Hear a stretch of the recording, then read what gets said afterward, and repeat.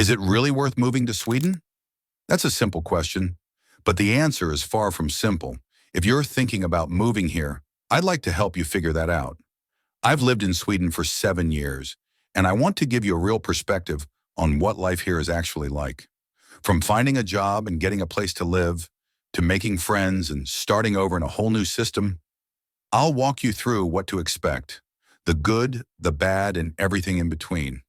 By the end of this video, you'll know whether moving to Sweden would be the best decision you'll ever make or the worst mistake of your life. All right, let's get into it.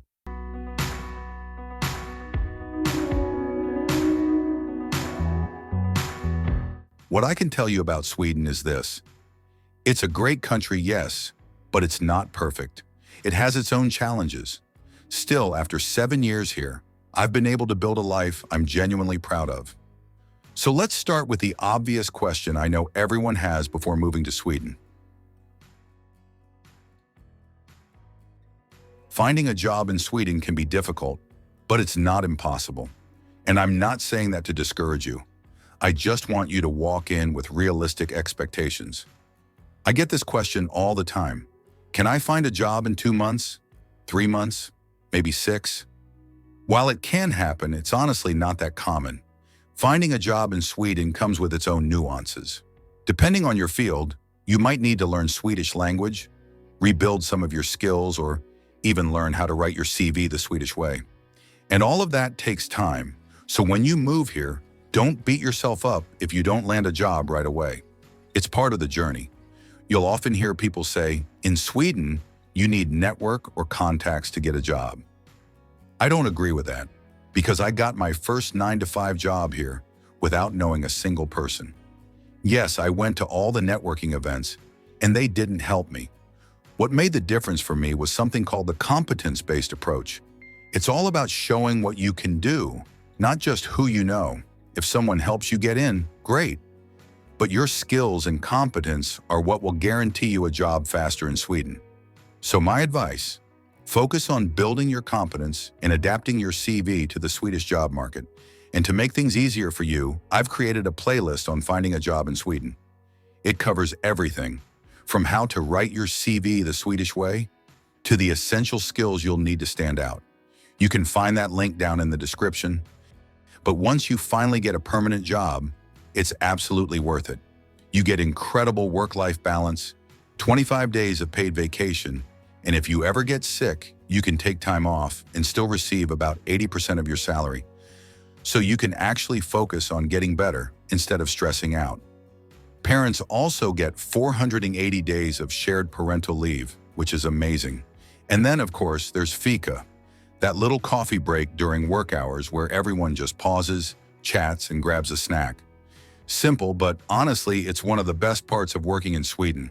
So yeah, the job hunt might be tough at first, but once you get in, life gets a whole lot easier.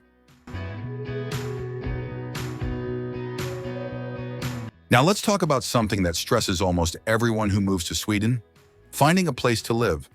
Accommodation here can be tricky. That's because Sweden uses something called a queuing system. Basically, you sign up with housing companies and start collecting queue points. The longer you've been in the queue, the better your chances of getting an apartment. So if you're new in Sweden, yeah, it can be a bit of a struggle at first. For international students, it's usually easier since most universities offer student housing. But for everyone else, you'll probably have to look for a second-hand rental, meaning you rent from someone who already has a contract. This is actually really common in Sweden. You can find second-hand rentals on sites like Blocket.se or Facebook Marketplace. Personally, I like Blocket because most users there have verified profiles, which makes it a bit safer. Usually people sublet their apartments when they're traveling long-term or moving temporarily for work. So you find a listing, send a message, and hope they pick you. But here's something to keep in mind. Be extra careful. Scams do exist, especially in the bigger cities. Never send money before seeing the place or signing a contract. Long-term, your goal should be to get a first-hand contract directly from a housing company. So the moment you arrive in Sweden, start joining those queues. Every day counts. Here are some housing companies you can register with. You can pause the video to take a screenshot or check the description below where I've added all the links to their websites.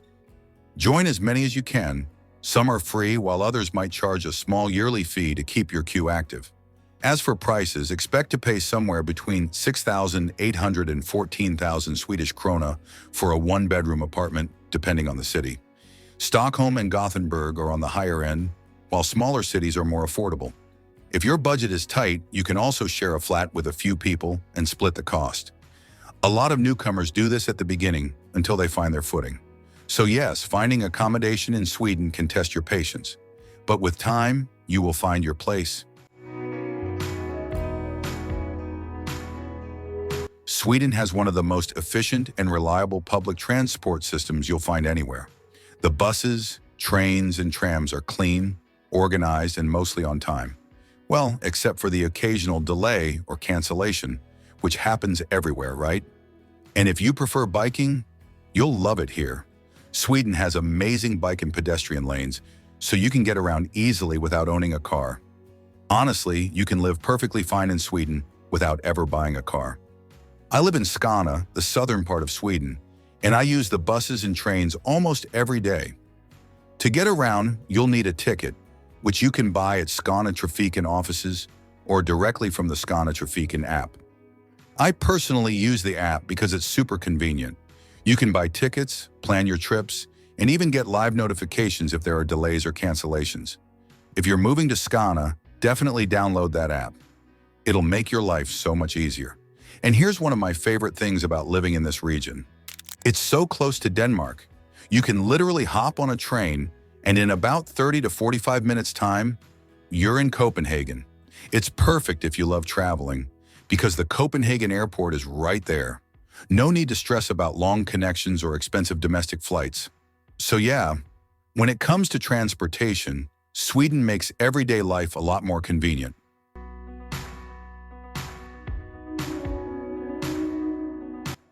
Let's talk about healthcare. One of the things people worry about most before moving here. So here's the deal. Sweden's healthcare system is really good, but it does have one big downside. It can take a while to get an appointment. That's probably the most common complaint you'll hear.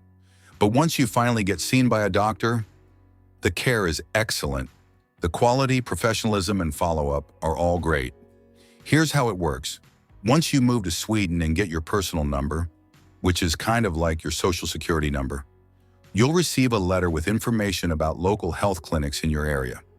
You can then choose one and register there as your primary care clinic. Of course, if it's an emergency, you can always go straight to the emergency room or call an ambulance, just like anywhere else. The best part? Healthcare in Sweden is tax-funded, so it's very affordable. You only pay a small fee for visits and prescriptions, and once you have paid a certain amount, you are entitled to a free court, which means that you are exempt from further patient fees for the rest of that 12-month period. So yes, you might wait a bit longer for an appointment, but once you get care, you can trust that you're in good hands, without worrying about huge medical bills. One thing you should definitely know before moving to Sweden is this. Sweden is one of the most digitalized countries in the world. Almost everything here is done online, with very little human interaction.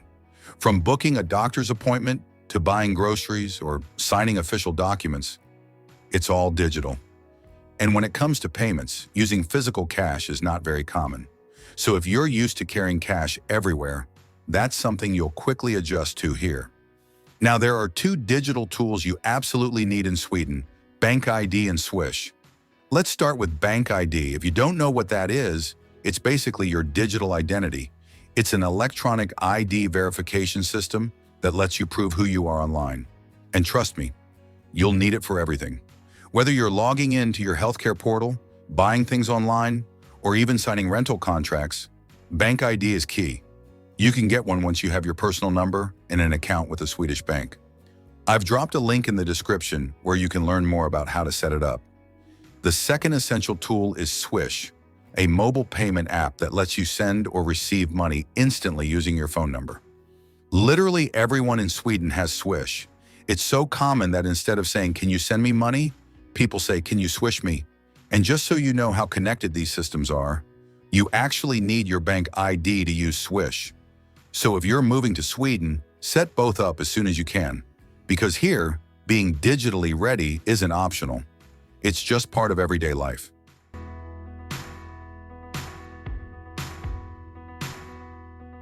Now let's talk about something that everyone wants to know before moving. How expensive is it to live in Sweden? The truth is, the cost of living here isn't outrageous, especially once you're employed. Yes, things can feel pricey at first, but remember, a lot of essentials, like healthcare and education, are heavily subsidized or tax-funded. So you're not paying out of pocket for things that cost a fortune elsewhere. When it comes to food, you'll find plenty of healthy options in most grocery stores. And one tip that's helped me save money over the years is checking grocery store apps for weekly deals and planning my meals around what's on sale. It sounds simple, but it really helps keep your grocery bill low. Now here's a rough breakdown of monthly expenses, especially if you're living on a single income. Around 40 to 50% of your income will likely go towards rent. Another 10% or so for utilities and internet, which leaves about 30 to 40% for food, clothing, and savings. Of course, this depends on your lifestyle and where you live. Stockholm will always be pricier than smaller cities. But overall, it's manageable once you settle in and learn where to cut costs. So yes, Sweden isn't cheap, but it's also not impossible. With a stable job and a little planning, you can live comfortably and still enjoy life here. I get asked this question a lot. Is it easy to make friends in Sweden? The answer? Not quite. People in Sweden are generally private, and most social circles are already well established. That means when you move here, you'll probably spend a lot of time alone, and you have to be okay with that. I used to be a really social person until I moved to Sweden. Then I realized this isn't exactly a social culture. People keep to themselves, and small talk isn't really a thing here. I adjusted, maybe a little too well, because recently when I traveled to the US, I noticed something funny. I had become the exact thing I used to complain about in Sweden, being antisocial. I actually felt uncomfortable and thought it was weird when a waiter tried to start a conversation, or when someone on the street said hi, or when an Uber driver wanted to chat.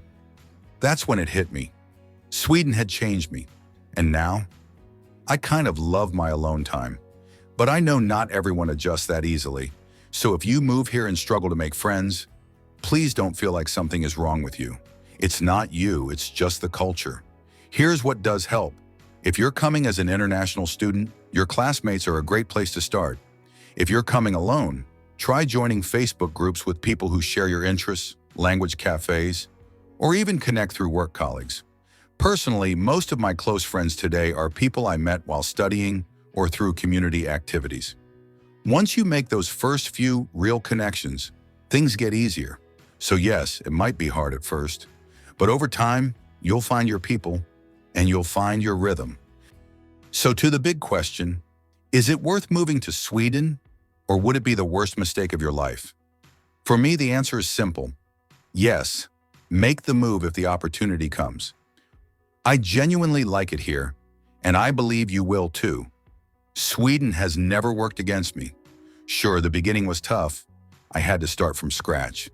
But over time, I've built a comfortable, stable life here. And if I could do it, you can too. It's true, the first few months can be hard. But from my experience, it always gets hard before it gets easy. And when it finally does get easy, you'll thrive.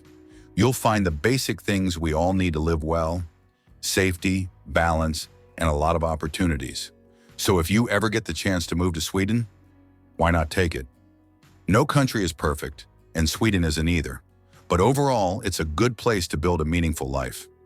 I hope this video gives you some insight into what to expect when moving to Sweden. Thanks so much for watching.